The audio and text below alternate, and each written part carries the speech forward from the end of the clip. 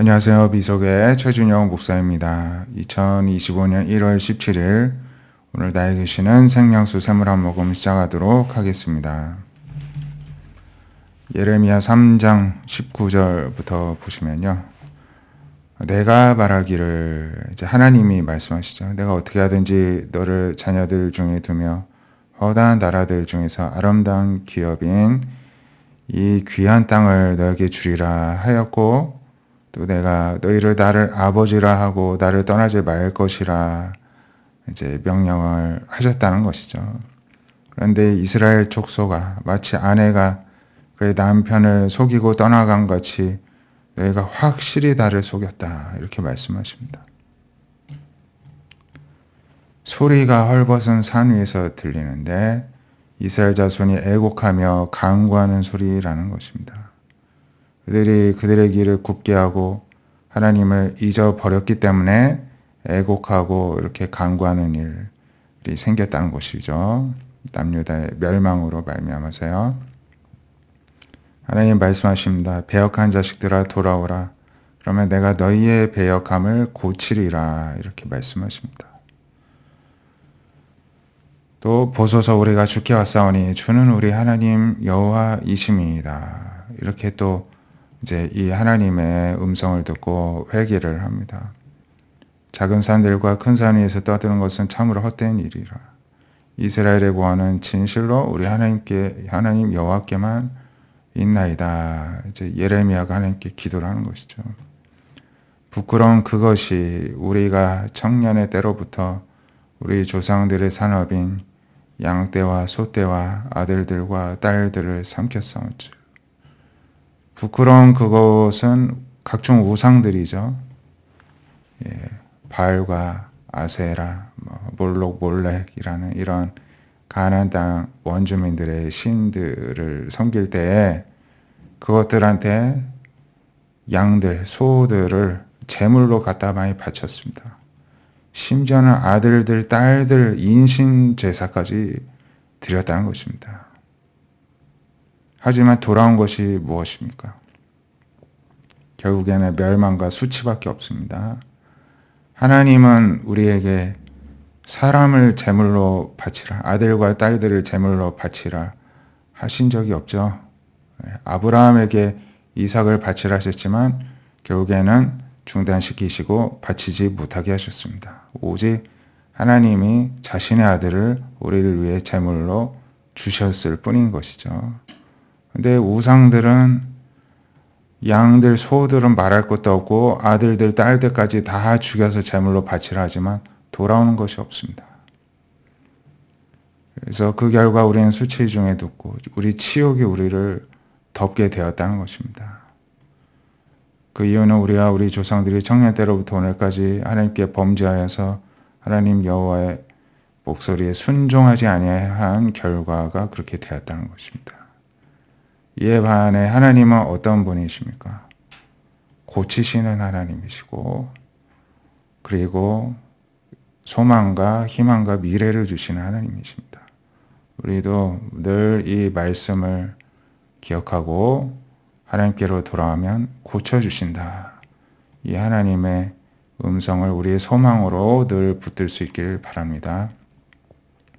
고린도전서 7장에 보면은 너희가 쓴 문제에 대하여 이제 고린도 성도들이 바울에게 편지로 어떤 이제 문제들을 이제 기록을 해서 어떻게 해야 되는지 의견을 미리 물어본 것입니다.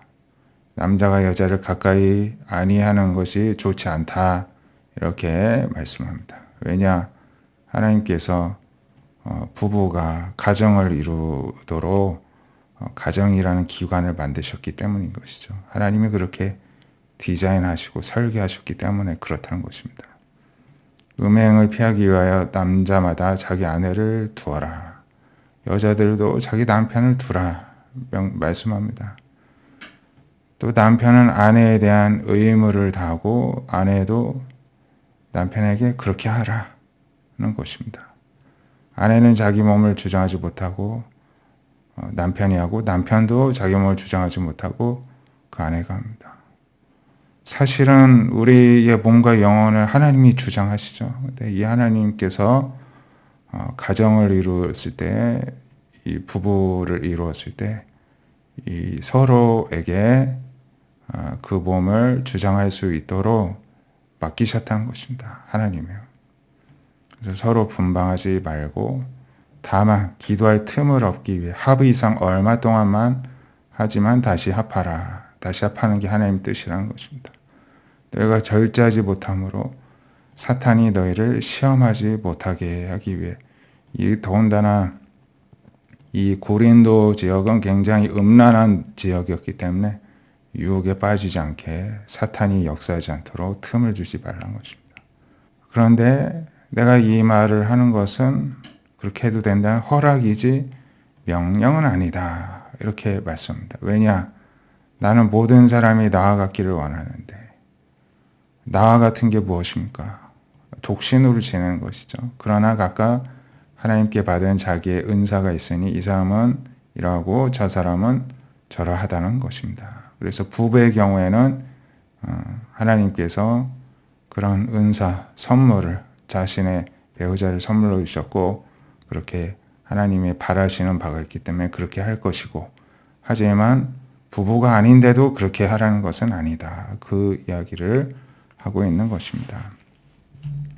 우리가 인생을 살아가면서 모든 일에 있어서 하나님의 뜻대로 살아가길 원합니다. 부부 생활, 가정 생활도 마찬가지고요.